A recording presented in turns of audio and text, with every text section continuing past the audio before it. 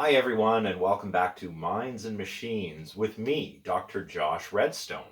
So today I thought I would change things up a little bit. We're still going to look at Thomas Hobbes, particularly his book Leviathan, particularly certain parts of the first book of his book Leviathan. But before we do that, as I mentioned in the previous lecture, I would like to give you a little more background, a little more context on this idea of the clockwork universe or this mechanical reality. So most of today's lecture will actually be geared toward doing that, to getting you a little bit more familiar with mechanical philosophy.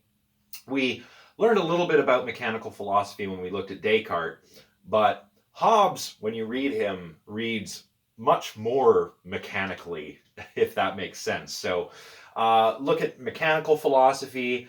I'll provide you with more background, more context on mechanistic philosophy and this view of the universe as a kind of clockwork universe, a mechanistic universe. And then we'll talk a little bit about why we are looking at Hobbes, and we'll just get into a little bit of the introduction of Leviathan.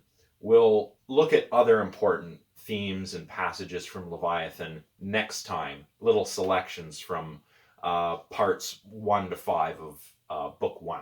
So before we do that, though, we need to do just a little bit of recap. So just to recap some of the things we covered about René Descartes from our previous 2 lectures. Remember, Descartes was an important figure in the scientific revolution. He's not just an important philosopher. Back in the day, he was an early scientist. He was a natural philosopher, which is nowadays what we would call a scientist. But of course, he's the father of modern philosophy, the father of rationalism in the European tradition, the modern European tradition. And he's famous for the cogito, right? This passage from the Meditations and from the earlier discourses on the method, I think, therefore I am. This was Descartes' way of saving himself from his radical skepticism. Remember, he applies a methodological doubt to all of his beliefs. Even if there's just a little bit of uncertainty, Descartes says, I have to doubt that belief. I have to treat that belief as if it were false.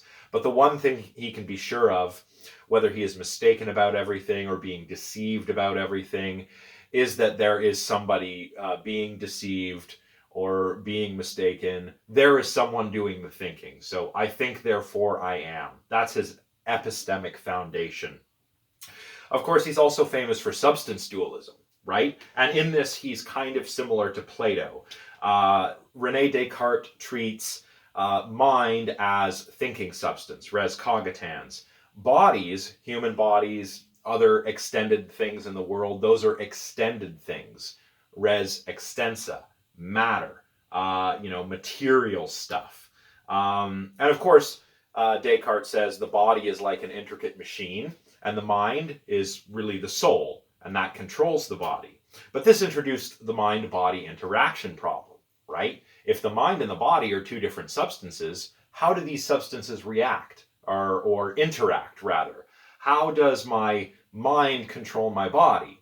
How does all of this, stuff from the environment, all my senses, how does all this sense data come in and, affect my mind in such a way that I have a mental representation of everything? Descartes never really provided a satisfactory answer to that. He suspected it happened in the pineal gland. This is the area of the brain that he thought the common sense was located. The common sense, by the way, is not like common sense how we mean it today. The common sense is an idea that comes from Aristotle. Common sense is basically this, where, Aristotle says we have all these senses, 5 senses, sight, smell, touch, hearing, so on. But there must be a common sense that unites it all together into this experience that we have of reality, right?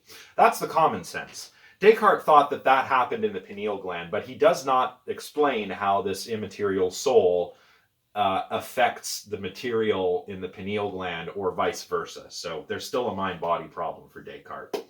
Of course, Descartes also introduced worries about solipsism.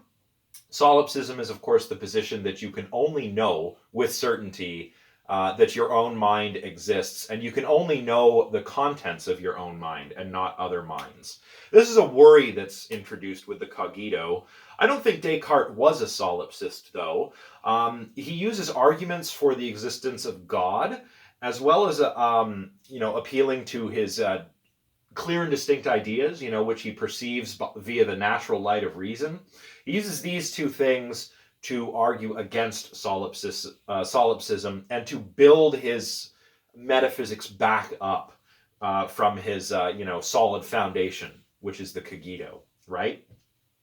And of course, he also talks about the problem of other minds kind of indirectly in the discourses. The problem of other minds is, how do I know other minds? How do I know they exist? Say I'm not a solipsist and I still believe there are other minds. How do I know that, though? Well, Descartes gives us a good way of knowing that actually foreshadows Alan Turing's imitation game or Turing test. Descartes says that we can come to know the contents of other minds because other minds can use language to declare their thoughts to others. Machines and animals can't do this because they don't have reason. And of course, Descartes arrives at this interesting solution to the problem of other minds when he's talking about the difference between animals and humans. Animals are beast machines, soulless automata. We are machines insofar as our body is a machine, but what's really us is our soul, our mind, our rational soul, which we have and animals don't, according to Descartes. So that is it for our brief recap. Now, like I said, I want to provide some more context, some more background about this view of the clockwork universe, this view of the universe as a giant clockwork mechanism created by some kind of deistic god, right? But before I do that, I'm also going to talk a little bit more about the soul, because in this class, so far, we've been working with a lot of material that equates the intellect or the mind to the rational soul. And we spent a lot of time talking about ancient Greek notions of the soul, but we haven't really talked about Abrahamic conceptions of the soul, which are probably more apparently influential than some of the Greek rationalist thinkers. The Abrahamic version of the soul also figures into the work of a lot of the modern thinkers that we're reading, like Descartes and Hobbes. So I thought I'd spend a little bit of time talking about that, and then we'll work our way to the Clockwork Universe stuff, and then we'll work our way into Hobbes. So that's it for the recap.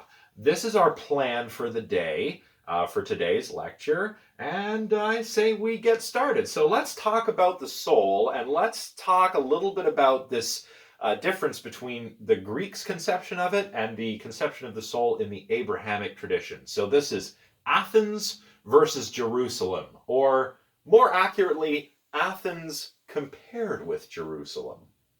So one thing that's common to a lot of Western traditions, whether we're talking about Greek rationalism or the Abrahamic religions, is that humans are a little bit special, right? We stand out to ourselves. We think of ourselves as having something special that other creatures don't.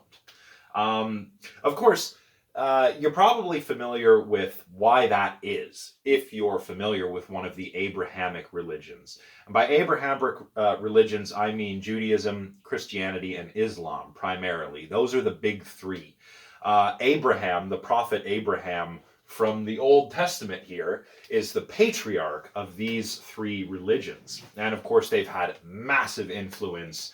Add them all together, especially Christianity and Islam are the two largest religions in the world right now. So billions of people believe this, so it should be familiar to some of you, I imagine. And all these religions, of course, teach that we are created in the image and likeness of God, right? The rest of creation is kind of like for us, right? That's what these religions teach. So that's what makes us special in the Abrahamic religions, this idea that we're created in the image and likeness of God, right? But philosophers in the Western tradition, as we've seen, have also thought that there was something special about human beings. Philosophers, like as we saw Plato and Aristotle, emphasized reason and language, logos, and also morality as things that make us human. So, all this talk in Plato's dialogues about excellence or virtue or arete is very important, just as important as logos. And Aristotle also spent a good deal of work talking about how one could live a good life or a virtuous life by exercising their reason. So these two things, morality and reason and language, or three things, are all intimately intertwined for the ancient Greek thinkers. And, as we've seen, this tradition carried on, right? Descartes believes that, as I said earlier, animals are soulless automatons, but humans have a rational soul. And this is still dogma in all of the Abrahamic religions. We have a soul, we have reason, and animals don't, right? And of course, Descartes, being a Catholic, educated as a Jesuit, is kind of, he's kind of got a little bit of both going on here, the Abrahamic influence and the Greek rationalist influence going on in what he believes. So, we've always kind of thought of ourselves as something special. The Greek rationalists, as we've already learned, by the way, I'm talking about figures like Plato and Aristotle. I'm not talking about modern rationalism. I'm talking about Greek thinkers who emphasized using reason and language to know what the world is like and to live a good moral life, right? We've already learned a lot about Greek rationalism when we talked about Plato and Aristotle, and for the Greek rationalists, the essential feature of the human being is logos, reason, speech, this kind of thing. We have this rational soul, right, as Plato and Aristotle argued. This is what makes us special on the Greek rationalist tradition. It's not really that we were created by the gods or anything like that. In fact, as you've probably noticed, when we enter the classical period, the Greek thinkers like Plato and Aristotle still talk about the gods, but they don't take it literally. Yes, there was still religious practice going on in ancient Greece at this time. People would sacrifice, make sacrifices to the gods. People would maybe go to Delphi to receive oracles from the gods, right? So religion was still being practiced, but the intelligentsia was starting to question the mythos, right? That's why we start to get these different, more familiar, less polytheistic and more monotheistic ideas of God from Plato and Aristotle in the classical period. So it's not that we're created by God, it's our reason, our language, our mind, and our ability to apply our reason and our free will to live a good life, to live a virtuous life, to have excellence or arete, right? So we're rational animals, we got free will, we can live a good life. We can use all of these tools to understand the cosmos, to gain knowledge, episteme. We can live a life of happiness, eudaimonia, by being virtuous. We want our virtue, our arete, our excellence, right? So this should all be very familiar to you by now, because we have talked a lot about this before, but this is kind of what makes humans special for the ancient Greeks, for the Greek rationalists. Now, when we flip over to the Abrahamic tradition, just to go into it in a little more detail, it's a little bit different. As you may be aware, in Judaism and Christianity, particularly in the book of Genesis, right, which is the book of the creation account in the Abrahamic tradition, humans are created in the image and likeness of God, as I said earlier. And we have to serve God and obey God's commandments, and we have to act in a godly manner, right? That's what it's all about for the Abrahamic tradition. And of course, just like Plato believed the soul survives the death of the body, eventually it came to be that in the Abrahamic tradition, the soul was also believed to survive the death of the body. It was not always like this. In early Judaism, it was not like this. But as time went on, this idea of the immortal soul became more and more a part of all of these religions. It used to be way, way back in early Judaism. Once you were dead, you were just kind of dead, and maybe in the underworld, maybe. So, it's this idea of what the soul is has changed over the years in the Abrahamic tradition. But nowadays, I think that it's pretty safe to say that all of the Abrahamic religions treat the soul as immortal, and that it survives the death of the body, right? And whether you take all of this literally or allegorically doesn't really matter with respect to what we're talking about here. Whether you think this is literally true or allegorically true, and really these religious texts are meant to be allegorical. They are not meant to be literal accounts of anything, really. They are allegories, like Plato's cave allegory, right? So if you take it literally or allegorically, what makes us special as humans is our creation in the image and likeness of God, and the fact that we have a soul. So what is essentially you is your soul, not your body, right? And this should be familiar because Descartes says something pretty much exactly like this in the Meditations. I am, I exist. The I is the thinking thing, not his body, right? It's pretty much the same in Islam too, but Islam parts ways from Christianity and Judaism with respect to certain things. There's no original sin in Islam, for example, right? In Judaism and Christianity, the serpent tempts Eve. Eve and Adam eat the apple, and that's the fall, right? The expulsion from the Garden of Eden, expelled from paradise. Paradise lost, all that stuff. That's not really a thing in Islam. But in Islam, what we do have is this kind of forgetfulness, which I'm going to try not to mispronounce, but in the Arabic, it's al-ghafla, or al-khafla, maybe? I don't speak Arabic, sorry. But we're tainted with this forgetfulness, right, of our primordial nature. Our primordial nature is al-fitra, like our true nature. What we have to do is remember our primordial self. And this is sometimes associated with what's called the greater jihad, or the greater struggle. All this talk about remembering our primordial selves, you may notice some interesting similarities with Plato and Socrates' theory of recollection here. Interesting to think about, right? So, without going into too many of the nuts and bolts here, on the Abrahamic tradition, we're special because we're created in the image and likeness of God. And we're not talking about physical appearance. We're talking about the human soul. Yes, in Judaism and Christianity, you do get physical depictions of God, but those are mostly borrowed from Greco-Roman iconography, right? Like, if you see a Renaissance painting of God, it's an old guy with a beard. It's basically Zeus or Jupiter, right? A kind of hyper-masculine war god. Of course, in Christianity, there's also depictions of Jesus on the cross and stuff. In Islam, you don't have this. God and the prophets are not depicted iconographically, right? So we're not talking about physical appearance. We're talking about the soul. So it's like we're special because we've got a touch of the divine in all of us, according to the Abrahamic tradition. And more important, well, not more importantly, but just as importantly, we also have free will.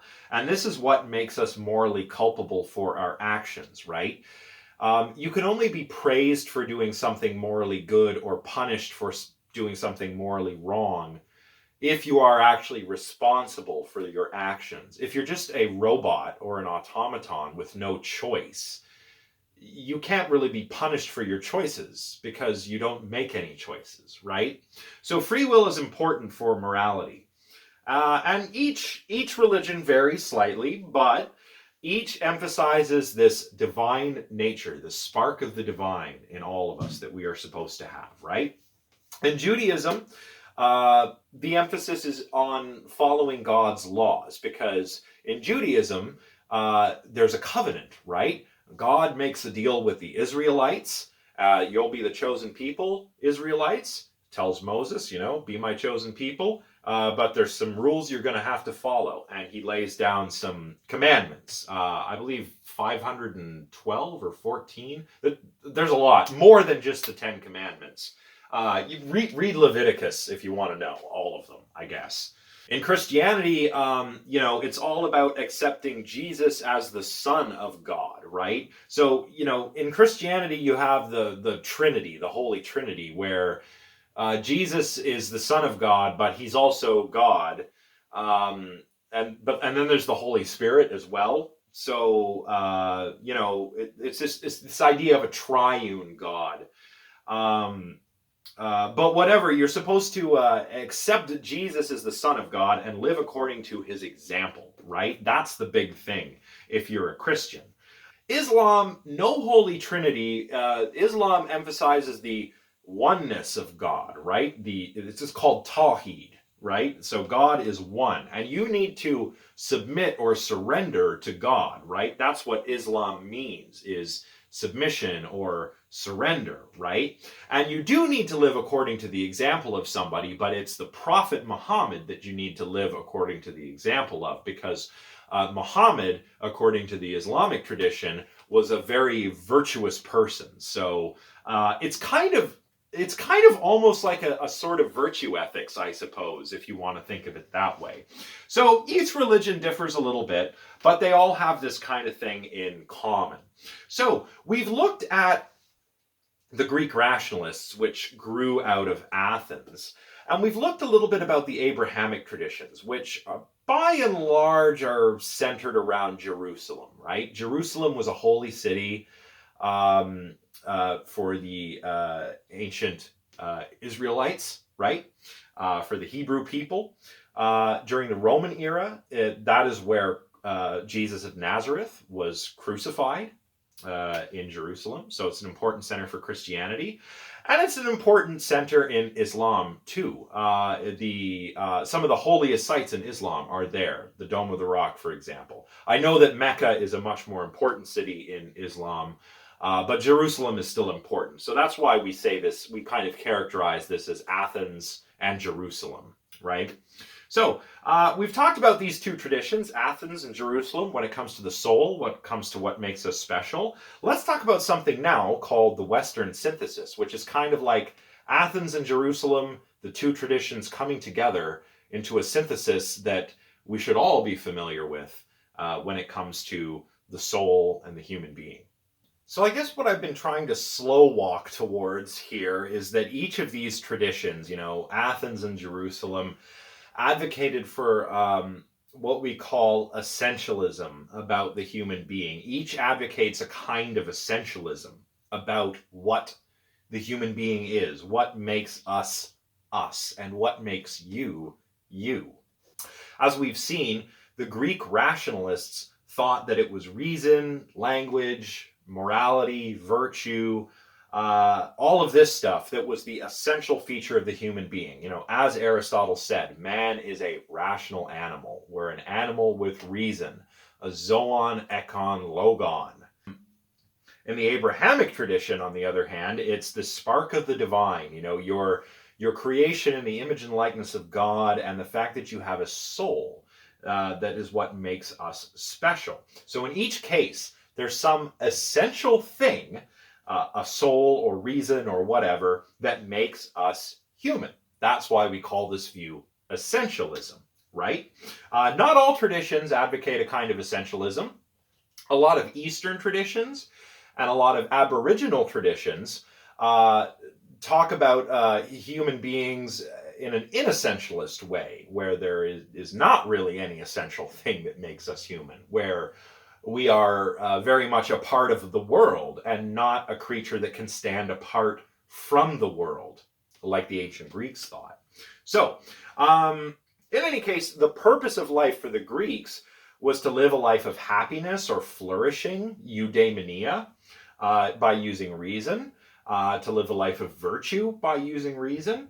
But the purpose of life in the Abrahamic religions is to live a life of love and godliness, right? You want to, follow the golden rule. You want to get into heaven or paradise or whatever, pick your afterlife. You want to get in there and you want to live by the example of follow God's laws, or live by the example of Jesus or Muhammad or something, right? You want to live a godly life if you're an Abrahamic religion adherent, right?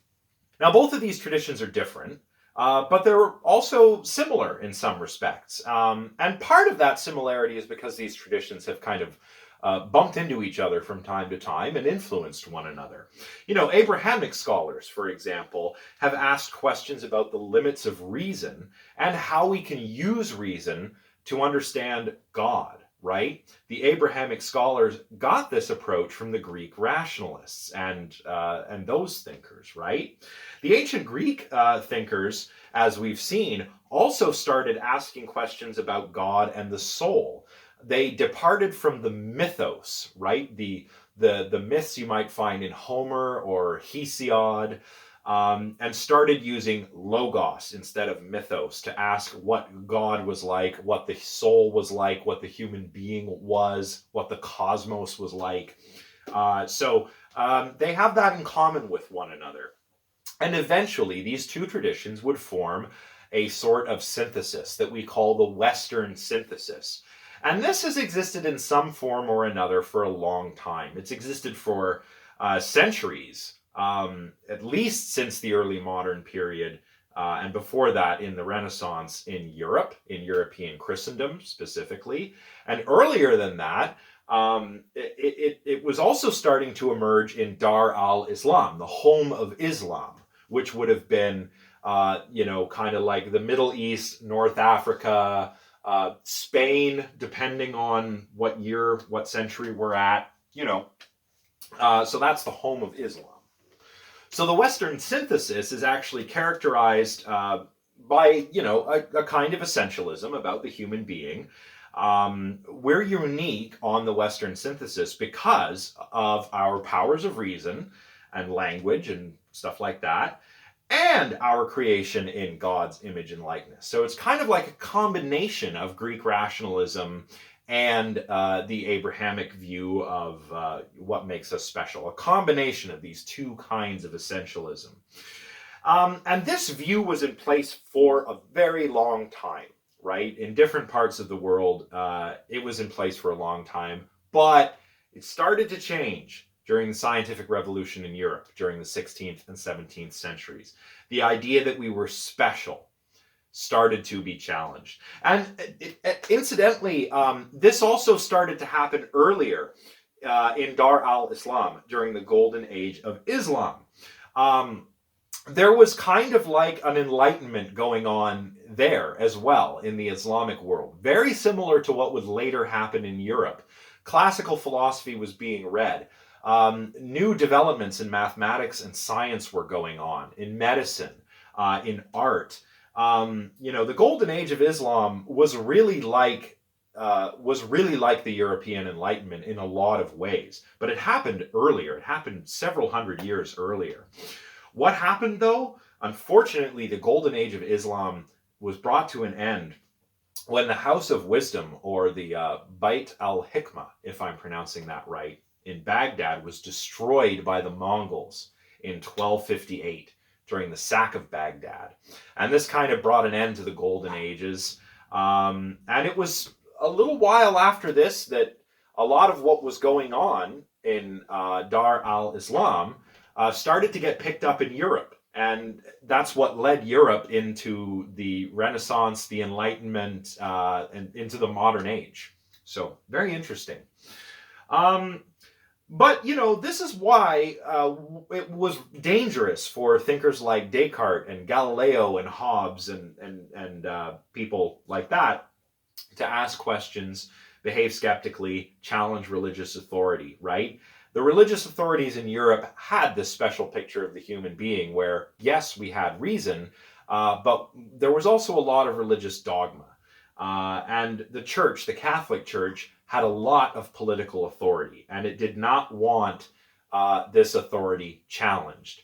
If you asked the wrong questions, that could get you into trouble. I mean, just look what happened to Galileo or Giordano Bruno, right? But, you know, in the early modern period, the view that we are special started to be challenged, right? Descartes, as we saw, proposes a kind of deism, where God is just like a watchmaker god, right? God does not intervene in creation. This probably doesn't sound very crazy to us now, but back in the day, it was pretty radical. Blaise Pascal, another mathematician, famous also for Pascal's wager, criticized Descartes for his deism. He thought Descartes has no use for God. Once God's created everything, he gets rid of him. What the heck, Descartes? And of course, this idea that we're special continued to be challenged for a very long time, right? Through the scientific revolution, we realized, you know, we're not at the center of the cosmos. We're just orbiting a star that's going around this galaxy, which is floating in the universe somewhere. We're not special. We're not at the center of creation. We don't need God to explain the motions of the stars or the planets. We can explain these via natural laws or mechanisms. And later on, much more closer to the time we find ourselves in now, we get thinkers like Charles Darwin, who argued that humans were not created by God at all, but that we evolved from lower life forms. You have Sigmund Freud, who talks about, you know, how we're not really that rational. You know, rational animals, no, it's all unconscious drives and desires that makes humans do what we do. And likewise, all the way into the modern, you know, or to the present. So this idea that we're special is still being challenged, but it really started to get challenged in the Western tradition during the scientific revolution.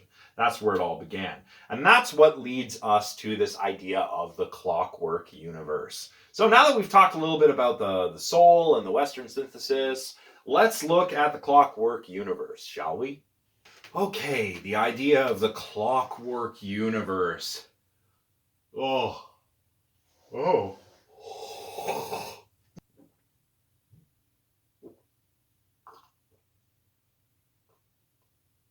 So remember the pre-Socratic philosophers, you know, remember those guys like Thales and Empedocles and Democritus and Anaximander and Anaximenes and Heraclitus and all of those people that we briefly talked about? Well, they viewed the universe, if you recall, as an ordered whole, a cosmos, right? It wasn't chaos, it's cosmos, it's ordered.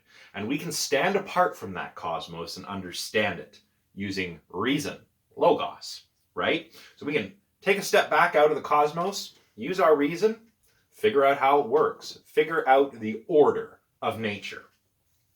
Classical physics tells us a very similar story, and of course classical physics began to emerge, starting with Copernicus, Galileo, very important, earlier Kepler and Brahe, and finally Isaac Newton, right? Now this is hardly surprising, because the Enlightenment thinkers, as I talked about before, read the ancient Greek thinkers, right? Copernicus did not just come up with his idea of a geocentric solar system. He read about it, and it was a pre-Socratic philosopher that he was reading. Of course, these works had not only been preserved in the Islamic world during the Dark Ages in Europe, they had been expanded upon and commented on during the Golden Age of Islam. And eventually, a lot of this work made its way back to Europe, and that's what kicked off the modern period in Europe. And this idea of a clockwork universe, you know, the universe is a kind of giant mechanism, kind of like cosmos, where it's a giant mechanism that has parts that operate according to laws, was not really challenged again until the beginning of the 20th century. Mostly thanks to this guy, Albert Einstein. Yes, it wasn't until relativity theory and quantum physics emerged that this idea of the clockwork universe really began to be challenged again. But it takes a cue from the ancient Greek thinkers and their understanding of the cosmos as an ordered whole that we can stand apart from and use reason. The clockwork universe is, You know, a kind of view of the universe as a giant mechanism or a clockwork machine created by God, right? And as we enter the modern period, a lot of the ideas that we looked at, you know, earlier, that we're special, we're at the center of creation, you know, we're at the center of the cosmos and all that, began to be challenged, you know. Democritus is probably important to talk about here because Democritus was the pre-Socratic philosopher who thought everything was made of atoms and void. You know, there was atoms and there was void. And we could explain everything, he thought, if we just understood how these atoms are put together. Now, our modern understanding of what atoms are is not the same as Democritus's understanding of what atoms are. But the basic idea is a big part of the physical sciences and was a big part of the formation of mechanical philosophy during the scientific revolution and the Enlightenment, right? And Democritus's view and the view and the Clockwork Universe view, really, is something called materialism or physicalism. I mentioned this last time. Materialism or physicalism is the view that the only stuff that exists is physical stuff, matter, energy, and their properties, right? And as we've talked about before, during the scientific revolution and later during the Age of Enlightenment, natural philosophers like Galileo, Newton, Descartes, Hobbes, and a lot of other people likened the universe and everything in it, you know, even humans, to machines. So the universe was like a giant machine. The human being is like a machine. It's a machine made by God, perhaps, but it is a machine nonetheless, just like nature is a machine. And the machinery of nature is governed by laws. These are the laws of nature, right? Nothing happens at random, by the way, here. And this is where we start to get into some disturbing implications, which we'll talk about later. But in the mechanical universe, or in the clockwork universe, nothing happens at random and everything is completely determined by the laws of nature. And mechanistic philosophy, which would evolve into science, was trying to understand how the machine worked. How does this universe, which is just matter in motion, work? The matter is like the parts of the universe, and its motions are governed by laws. If we can identify those laws, we can understand how the universe works, we can predict what will happen, we'll know the cosmos if we can do this. And this is very much what modern science is still all about. Now, around this time, thinkers weren't just rediscovering ancient works, ancient Greek thought. They were also developing new technology. And technology often inspires the way we look at ourselves, right? Remember in my lecture of the modern understanding of the mind, we likened the mind to a computer. Well, back in the day, they likened the human being and the mind to marine chronometers and clockwork mechanisms and automata. Just like how in the Phaedo, it is mentioned that the soul might be like a lyre, right? The harmony of a lyre. If the lyre breaks, the harmony disappears. If the body dies, the soul dies, right? So there's always some kind of technology or craft, and it always influences what we think about ourselves. And during this time, it was clockwork mechanisms that were very influential. Clockwork mechanisms are mechanisms like this. This is a marine chronometer. What is a marine chronometer for? Well, back in the day, during the scientific revolution and all that, this was also the age of exploration. People were sailing around, exploring the world, unfortunately colonizing and subjugating a lot of people, but also exploring. So let's try and keep focused on the positives, I guess. They needed these marine chronometers to navigate the sea. Chronometer, you're probably thinking, is a timekeeping piece. And yes, chronometers could keep time. But what chronometers would also do was help you determine your longitude while you're at sea. And this is important for navigating. So here's a little sailor knowledge for all of you. When you're at sea, to know where you are, you need to use latitude and longitude, right? You need to get your bearings. You need to know your latitude and longitude to know your position. Latitude is easy. You just look at the stars, right?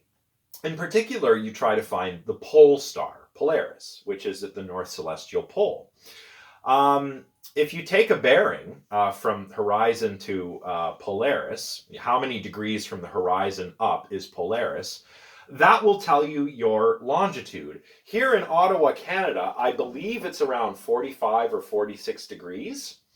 So I can take my sextant and look at Polaris, and I can see, oh, I'm at about 46 degrees north latitude. That is above the equator. So that's easy. Humans have been navigating the seas this way for thousands of years.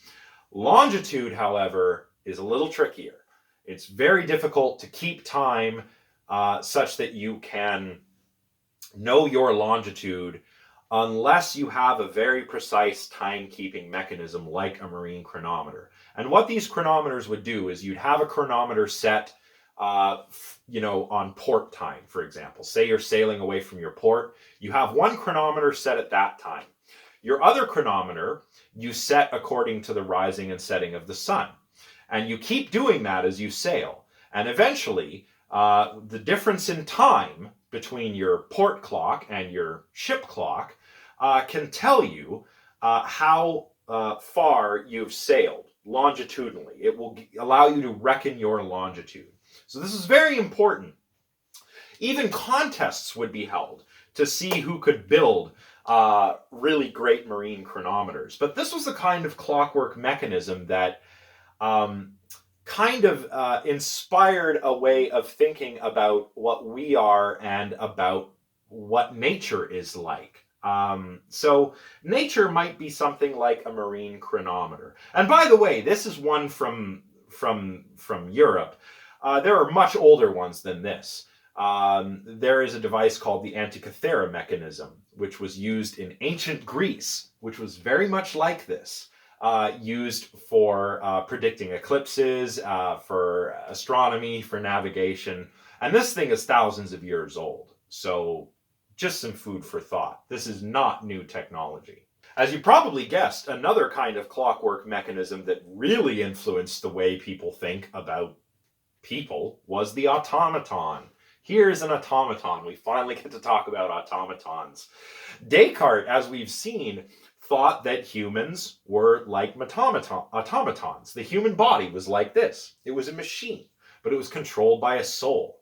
And he thought that animals were completely machine-like. They had no souls. They were beast machines, right? When we read Lemaitre, man-machine, we'll learn that he is responding directly to Descartes' idea that animals are beast machines. He says, no, we're man-machines. Hence the title of his book, Man, a Machine, right?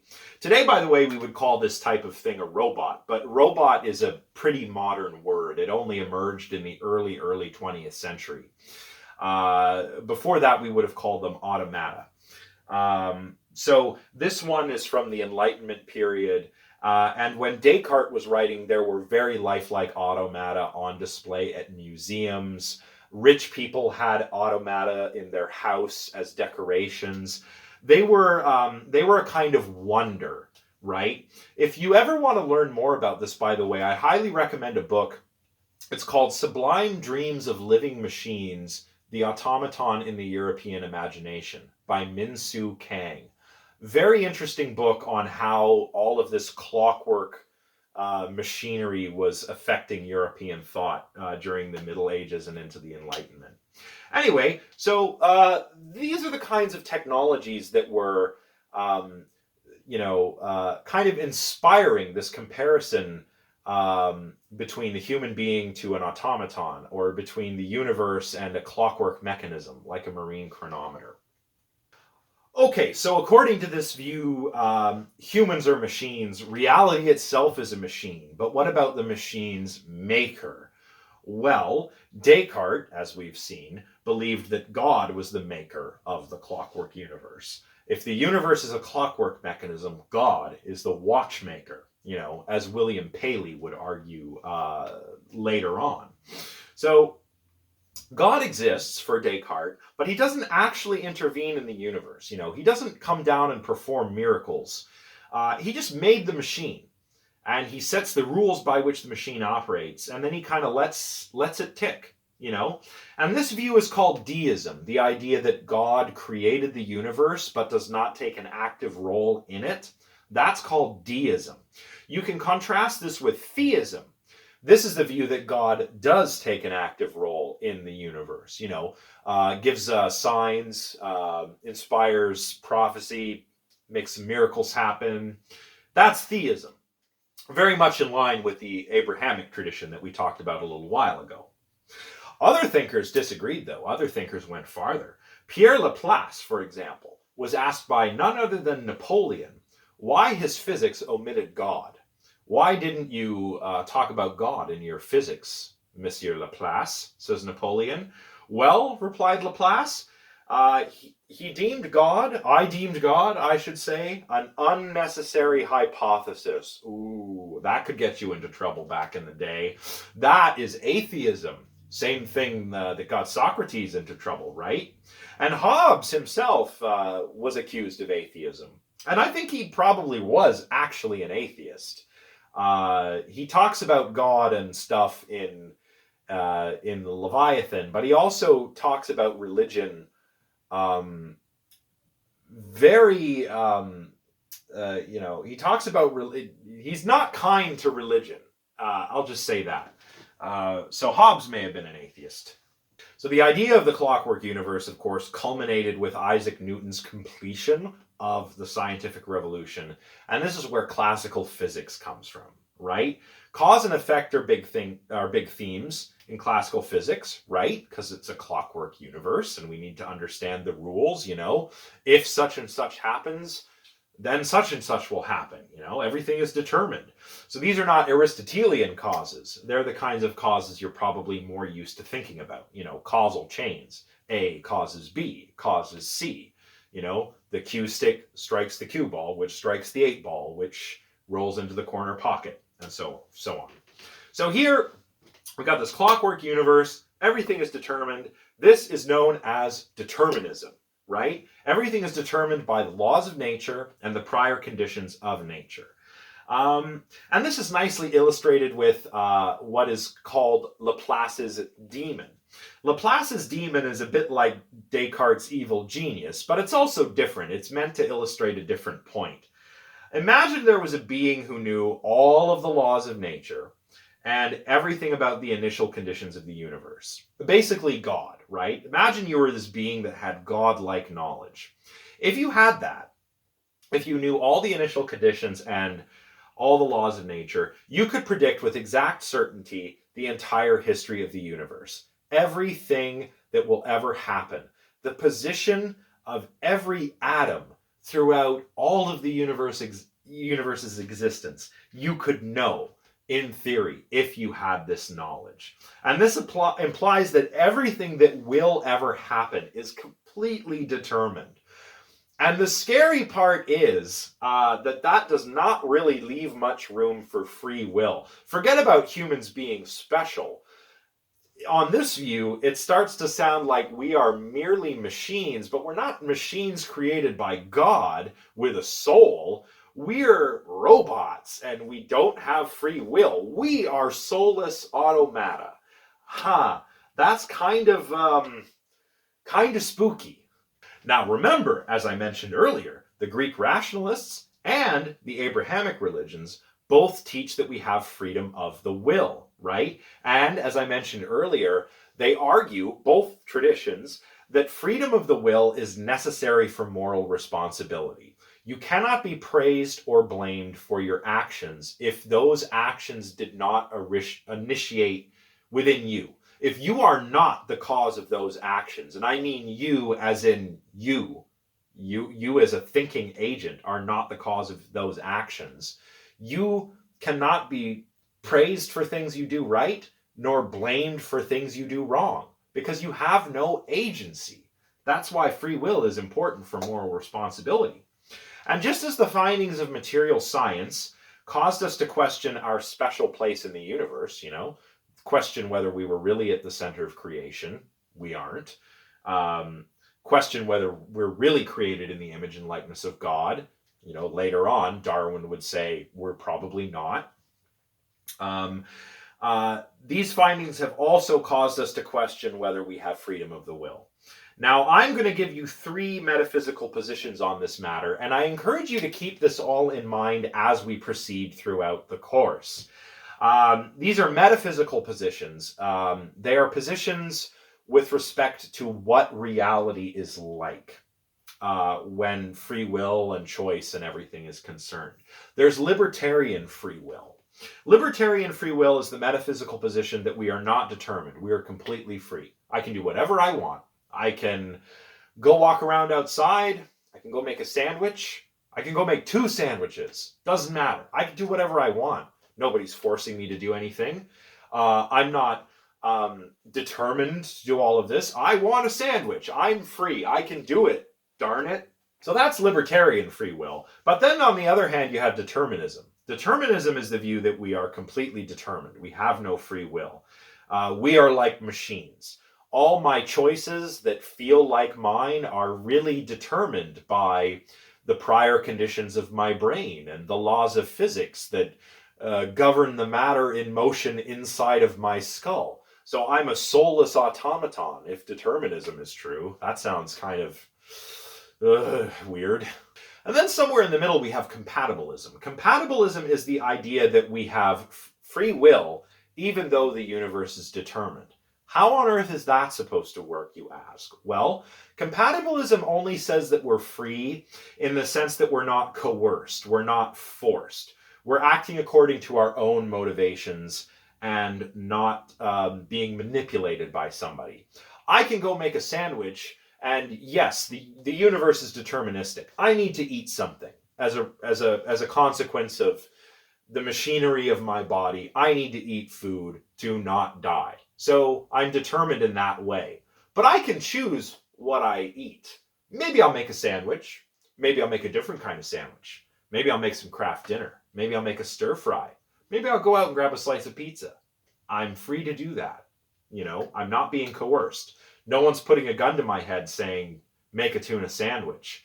I'm free to make whatever sandwich or indeed whatever lunch item I choose. That's compatibilism. And this is the sense in which most legal traditions regard people as free. If I'm coerced into committing a crime, my punishment will probably be less severe, right? Compared to if I decide to just go and commit crimes just because, right? So that's the kind of thing. So that's the Clockwork Universe. Some things to keep in mind are, whereas the Western synthesis says that we're special because we have a soul and reason, the Clockwork Universe says, we might just be machines. We might just be completely determined. Maybe we don't have a soul. Maybe we're just machines that don't have free will. Very scary. But that's how it is. These are the disturbing possibilities we have to confront as philosophers. So, as Nietzsche said, embark, philosophers. Don't be afraid. Let's sail into these stormy seas together, okay? We'll continue to sail onward into our stormy seas using our marine chronometers of reason by taking a look at the mechanical philosophy of Thomas Hobbes. And Thomas Hobbes is a really good example of this kind of thing. You don't have to read too much of his book, Leviathan, to really get the gist of what mechanical philosophy was all about. So let's talk a little bit about Hobbes and the background in which his work came about. And then we'll take a look at the introduction to Leviathan before we wrap up. All right, let's get started.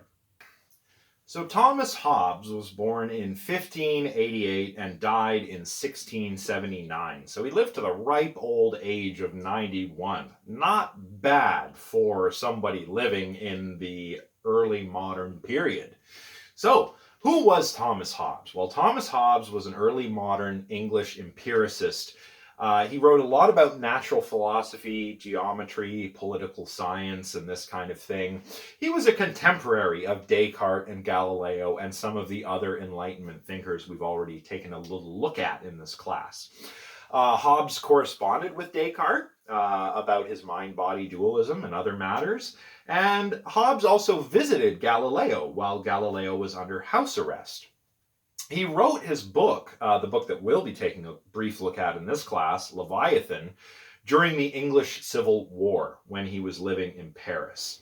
So, what is this Leviathan, right? The Leviathan is a giant monster that appears in the Bible, in the book of Job, right? It's like a giant sea monster. And Hobbes's Leviathan, which he published in 1651, is about how to govern the state. So this is a political book. So why are we reading it in this class? Well, like I said, Hobbes wrote Leviathan during the English Civil War, and we don't have time to get into the history here, but the English Civil War was really a series of civil wars, and they were fought not over who should govern, this king or that king, but about how England, Scotland, and Ireland should be governed, and also over freedom of religion.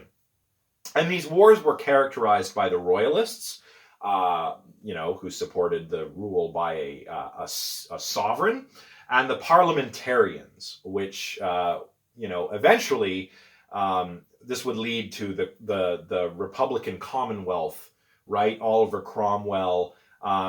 England actually became a republic for a little while, which is, weird because we're so used to thinking of England as this monarchical thing, right? But anyway, Hobbes wrote this book to instruct other exiled royalists. Hobbes was a royalist, and especially the royals that were in exile themselves, how to govern. And the backdrop was these series of brutal civil wars that had been going on in England. Hobbes believed that the nation, the state, or civitas in Latin, because he wrote Leviathan in Latin and in English, was like a giant artificial person, or maybe a giant beast, like the Leviathan from the Bible, made out of the people of the state. You can even see, this is the image. Let's see if I can get closer to the camera here. This right here is the Leviathan. He's made of people. So Hobbes argues for this strong centralized government ruled by a sovereign, a king, or could be a queen, but just a strong sovereign who holds the power. And we give up some of our power via a social contract to the sovereign, right? To the Leviathan, right? Because without government, like in the English Civil War, life is a war of, quote, all against all for Hobbes, right? Hobbes calls this the state of nature.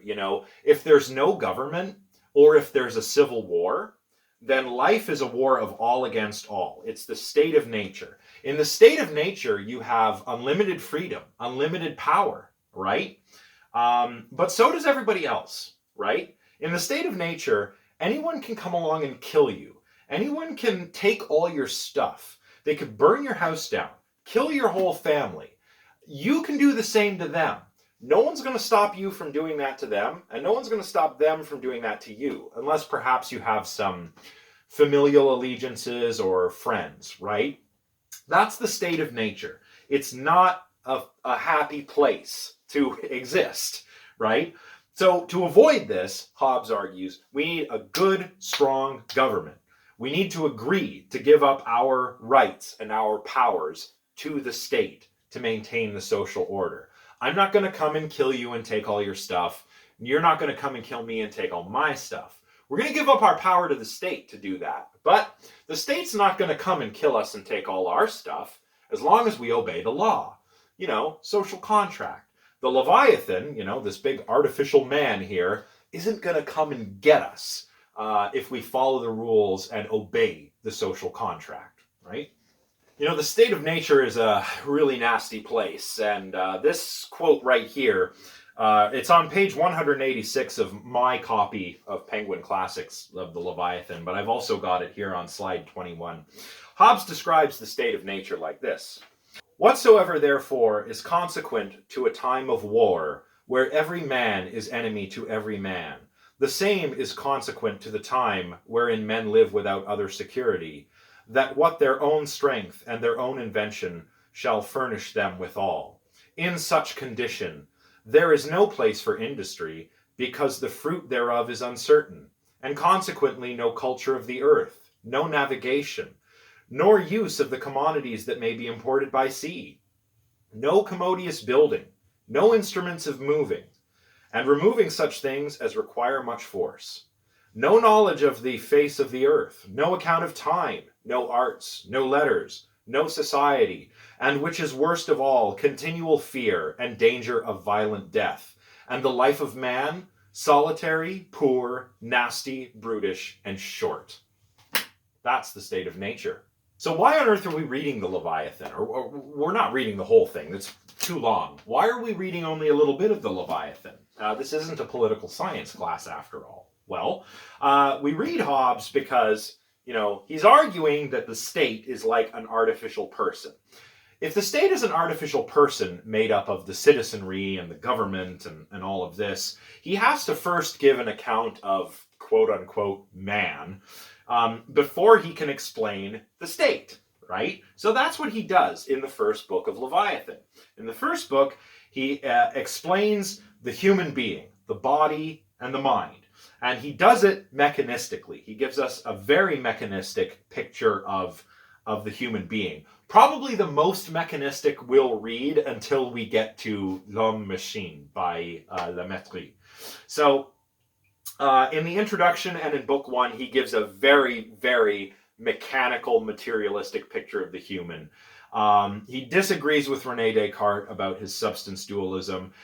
He's flat out materialist, mechanistic philosopher, an empiricist, and a very good example of this mechanistic description of the human being that we've been talking about so far. Oh, and why is the language so weird? You're probably wondering. Well, this is actually the first untranslated work we're going to be reading.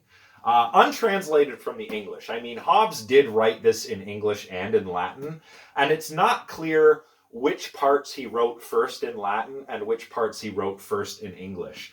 But in any case, the work that I've linked you to on Project Gutenberg, it's the same text as this. And it's written in early modern English. This is the type of English that William Shakespeare spoke, right? This is when English was moving from Middle English, the language of Chaucer, which if you try and read Chaucer in Middle English, you will not understand it. But if you read something in early modern English, like one of Shakespeare's plays or Hobbes' Leviathan, you can understand it. And that's because this is the time when the English language was evolving closer to the kind of English we speak today, right? And that's the reason why some of these words are weird. And it's also the reason why Hobbes is a little bit inconsistent with his spelling. You're probably wondering why Hobbes is spelling one word this way and then on the next page he spells it a completely different way. It's because there weren't any dictionaries. English was not really standardized yet. So Hobbes and other writers wrote things phonetically. So that's why the language is a little bit funny, because we're actually reading a book that's in the previous version of English, if you like, or a previous version of English. Very different from the English we speak today, but still understandable to modern English speakers. All right, so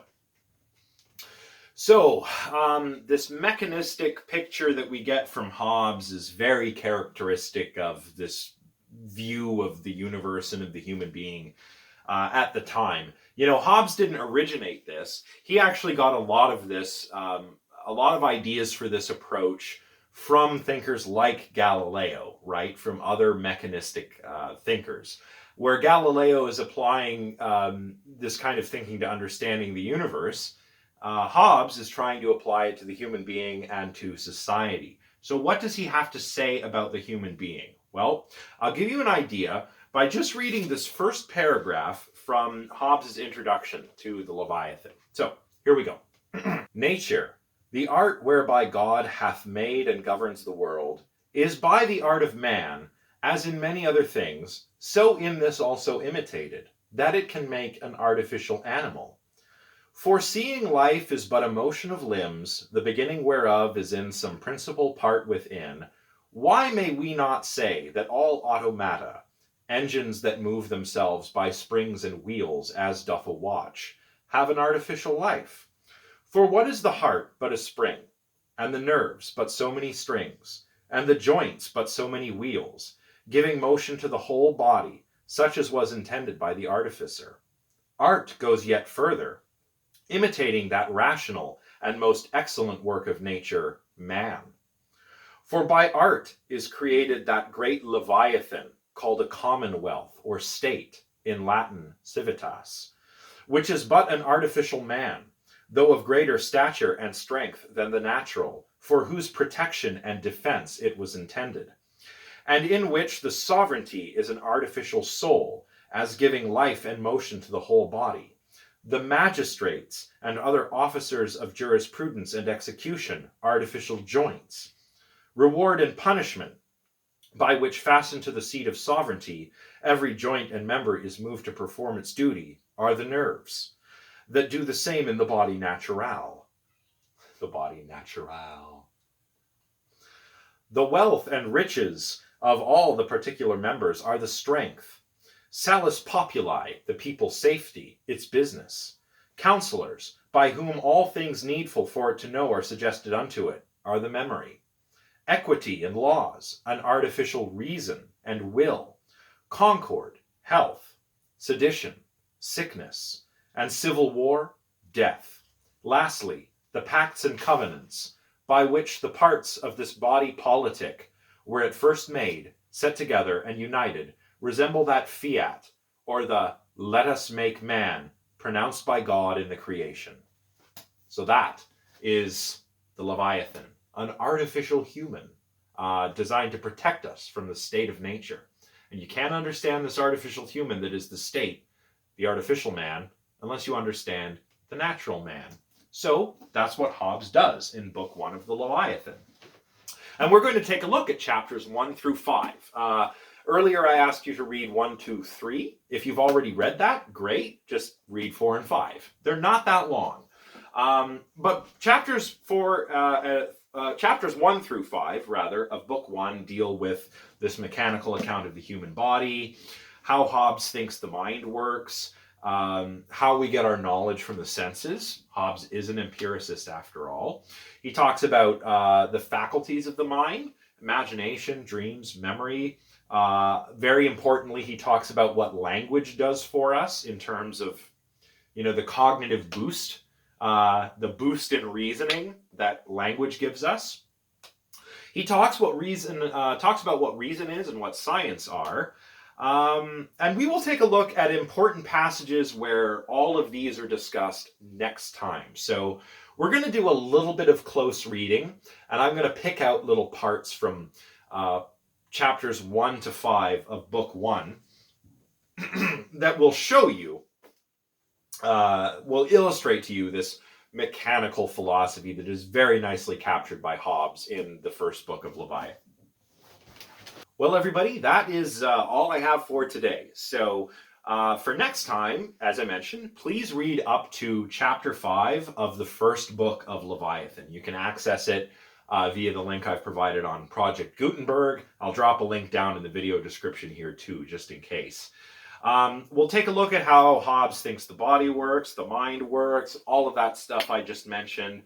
And we'll continue to get acquainted with this mechanistic picture of the universe, but especially the mechanistic picture of the human being that I've tried to introduce and set the stage for today. I know we talked about it a bit when we talked about Descartes, but I don't know, I felt there were some things missing. So I've tried to add those in today, and then next time we'll look at the particulars of books or chapters 1 through 5 in Book 1 of Leviathan. So that is all. I do not have any feedback for you yet on your reading response or your second round of discussion points. I plan on getting to that tomorrow. So tomorrow I will open up the week 5 discussion boards. And I'll provide some feedback and give you marks on all of the week 4 discussion points. So if you left a discussion point, I'll respond to you sometime tomorrow, and I will make sure your participation marks are entered. I didn't respond to every single one last time. I probably should have. So I'm going to do my very best to respond to every single discussion point this time. But that is all for now. Be sure to let me know if you have any questions, and I'll see you all next time. All right. Bye, everyone.